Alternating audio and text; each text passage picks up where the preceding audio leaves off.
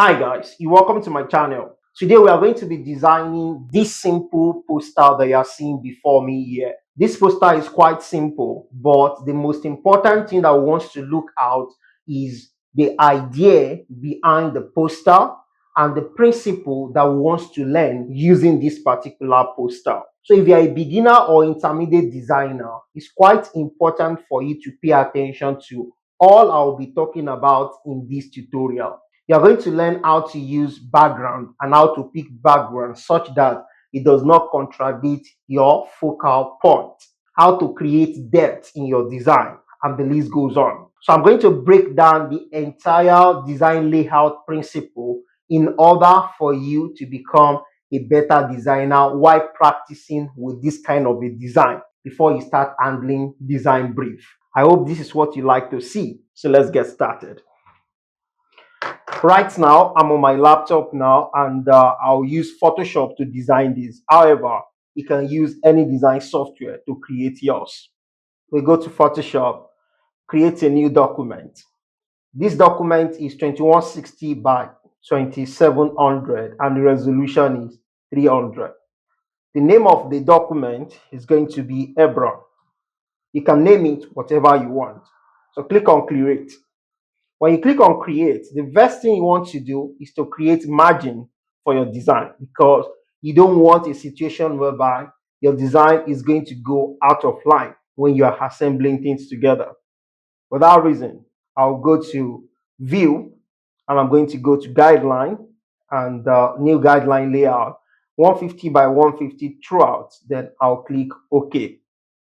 When I have this, the next thing I want to do now is to bring in my image. Whenever you want to design this kind of a design, it's always good you have image with good quality. When the quality of your image is good, then whatever you are going to come up with is going to be a top notch. I have this particular image here and it's quite sharp. Now, first thing I'm going to do is to go to property. Now, if you look at this, you don't really see much thing here.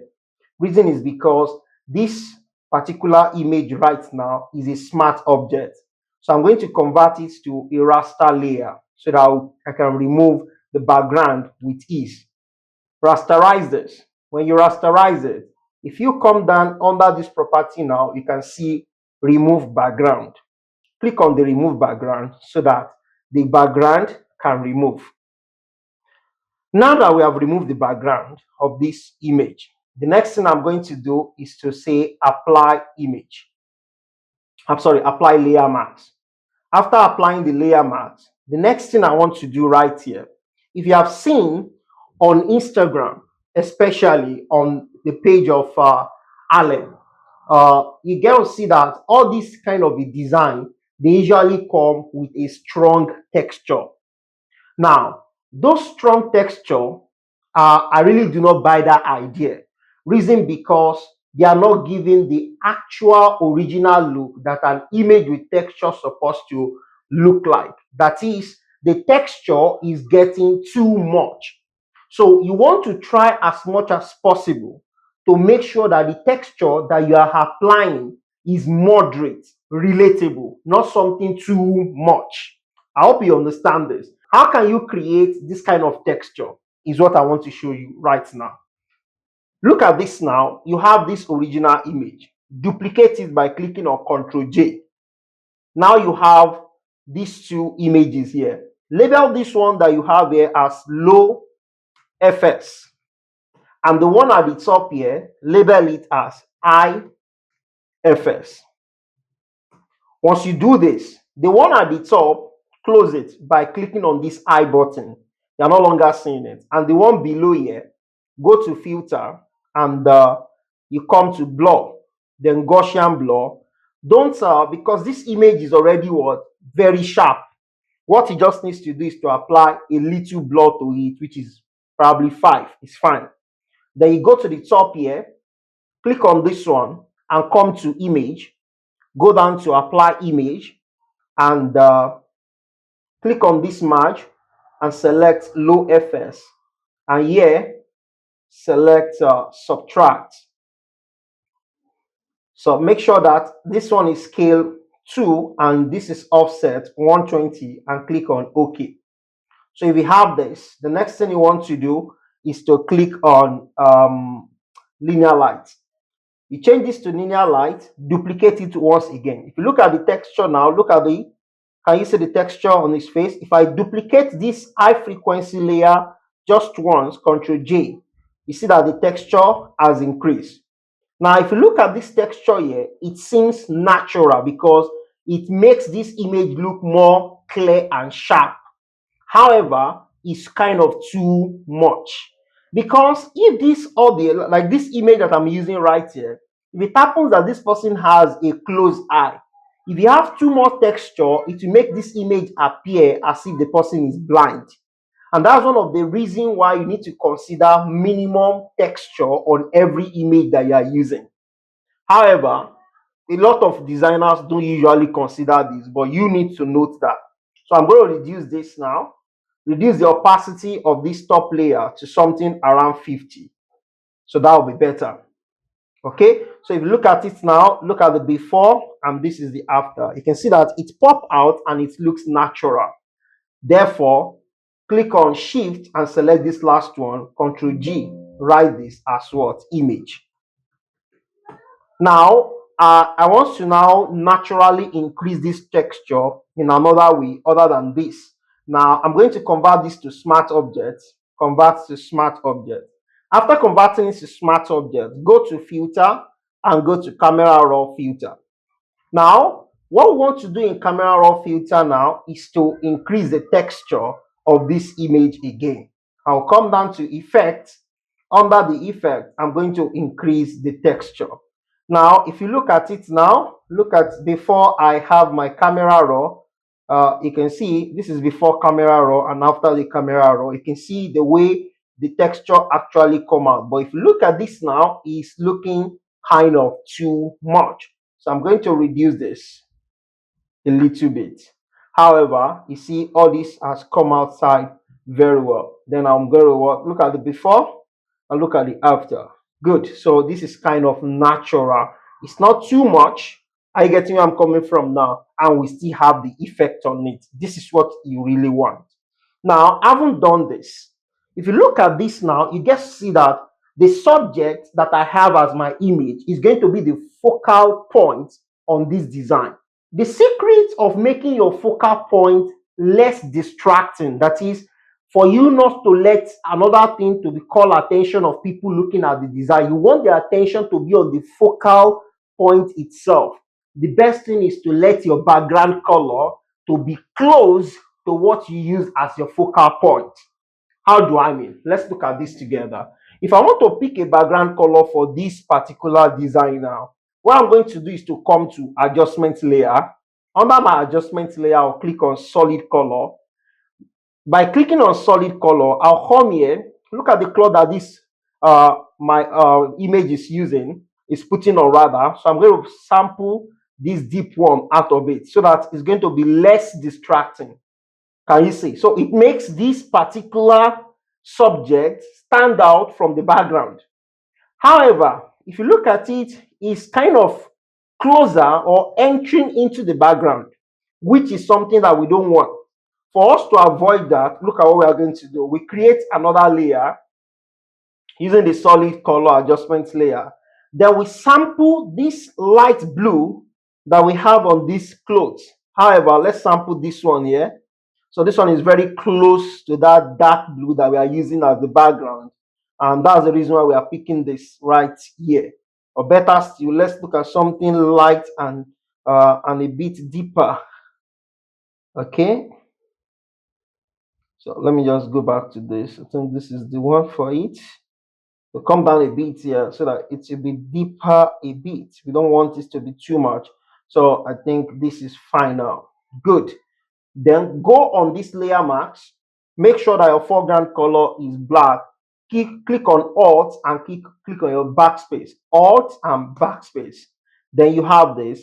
Pick your brush. Make sure it is soft round brush. And reduce the opacity to something around probably 30 is fine. So if your opacity is around 30, reduce your flow as well to something probably 50 or so. Now let's increase the brush size and just make sure that your foreground color is white like this, and then you can paint the back of this image like this.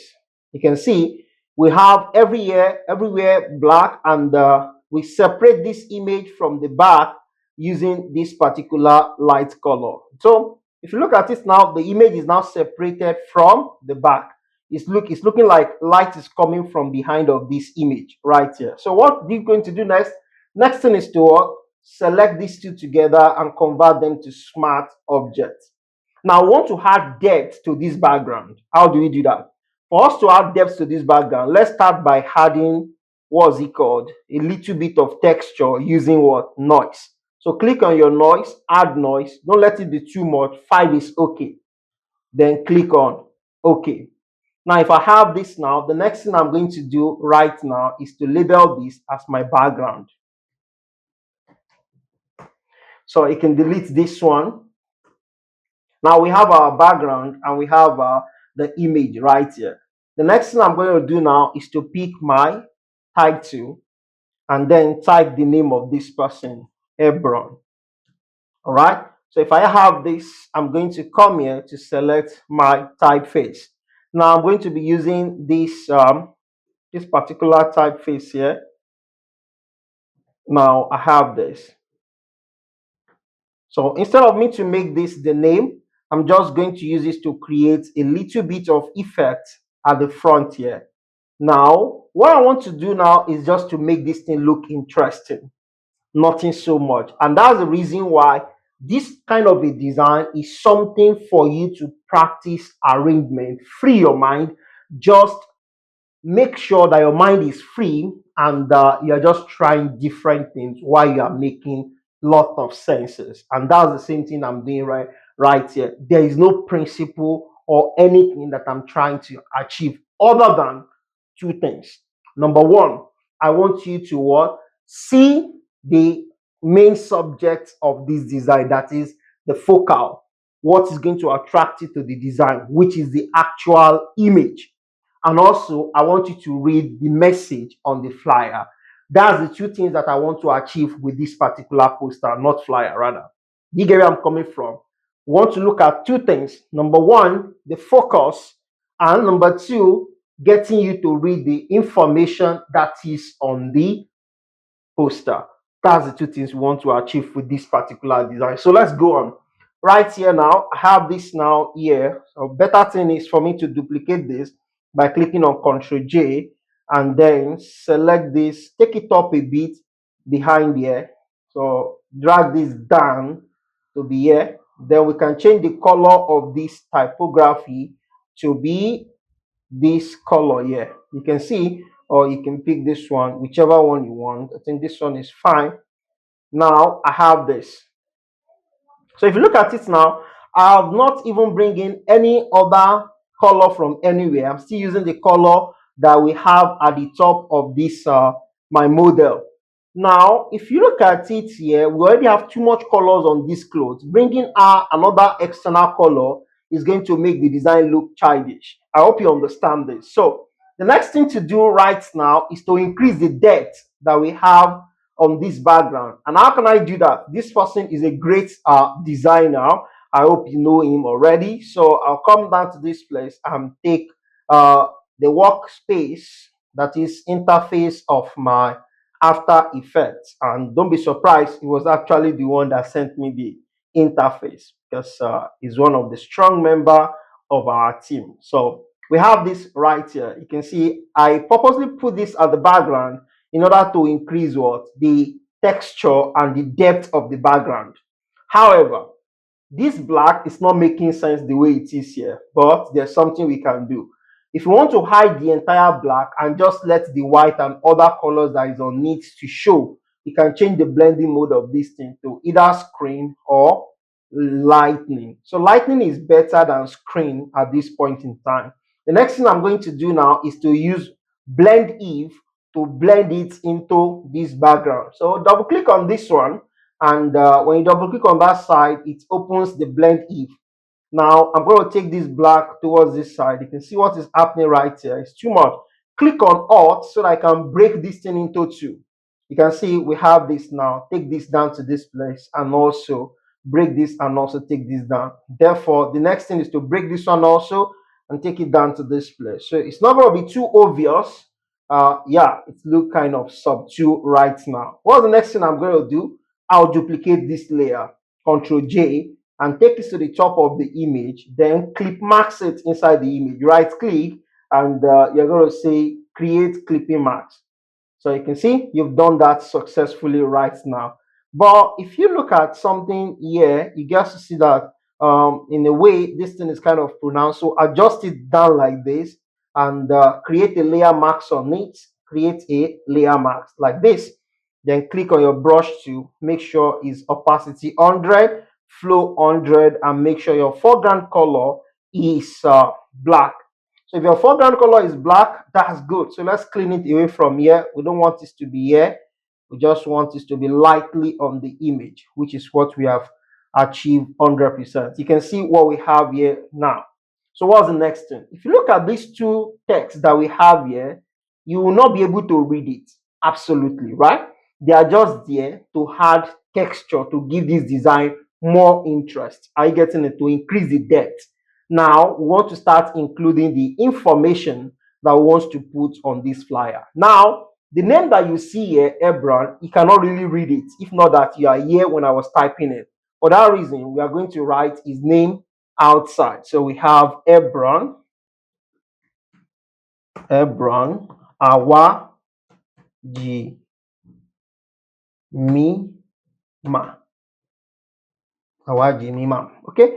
Now, so select this now and change this color to this particular green that you are seeing here. That is that neon green. So let's change it there to call attentions to that name. And this top here, we are going to change this font to a serif font. I think this is fine. Let's make it bold. Good. Now let's close the gap, that is the leading. So good. Now let's take this one to be white or possibly the color that we have here, not pure white. Good. Awesome. And I think we can do the same thing to this Ebron here as well. Let's just change the color to this. Good. Now that we have this now, the next thing we want to do is to reduce the size of this. Reduce the size of this and take it down here.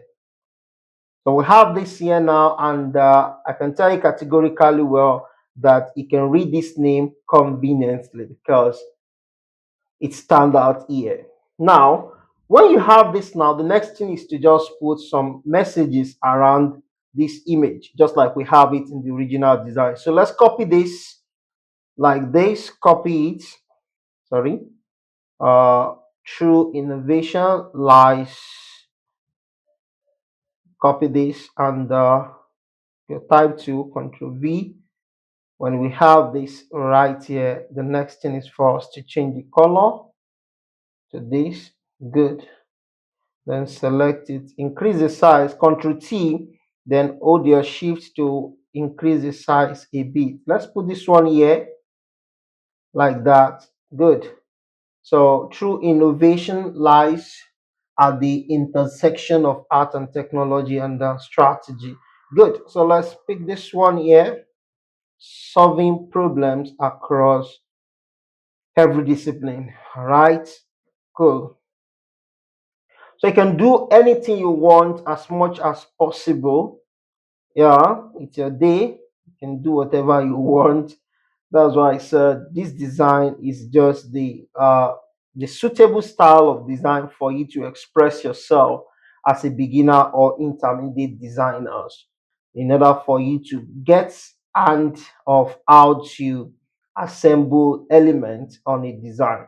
All right, so let's make this a bit deeper. So select this. Good. And let's just go up a bit so that it should be lighter. All right, so that's good. Now solving problems across every discipline. So let's make this one stand out by changing the color of this one to this. You get that now? So solving problems across every discipline. Good. So we have one more text to go. One more text to go. Innovate. Good. So let's just copy this. Copy. And we'll have this. Control V. So Control T to select it and increase the size of this. Let's put it somewhere here, like this. Good. Now let's change the color to something readable. Awesome. So in a word of specialist, the multidisciplinary designer. So let's pick this and give it this color here. Good. Just to highlight this statement. Good. So you can see what we do there now, and then we have all these details around the image, and you yourself can see this absolutely. You can take your time to read all these informations that we have on the image. Now, if you look at what I just did now, I'm not trying to restrict myself, trying to send any message and the likes, and that's the essence of this kind of design. You have that liberty to arrange the way you want. And if you can arrange such that it makes sense and look pleasing to people, the more you can do that, the more you gain confidence to put yourself out there. That's the essence of this kind of a design.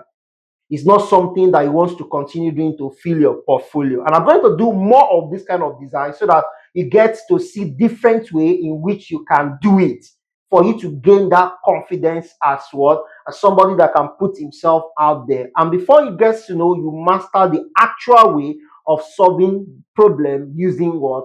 Design. I hope you are getting this now. So what's the last thing to do with this kind of a design? The next thing to do right now is to color grade. You can see the design is okay, but I want to tell you something. Whenever you design like this, the whole of the color that you use from beginning till end, they are flat color. For you to make those colors pop, the next thing you want to do is to do what? To color grade. So how will I go about that? For me to go about that, I'll just click on Control Shift Alt E. When you click on Control Shift Alt E, it's going to create a stamp visible layer. Convert that stamp visible layer to smart object. Once you're able to do that successfully, you go to filter and you want to go to camera raw filter. When you get to camera raw filter, you can start the work there. And what's the work? This texture, I always like to start with light. Just watch. You can click on this thing here so that I can see this is the before, and once I'm applying the effect, you see the after. So can we go on now? Just increase the exposure a bit because the image is already exposed.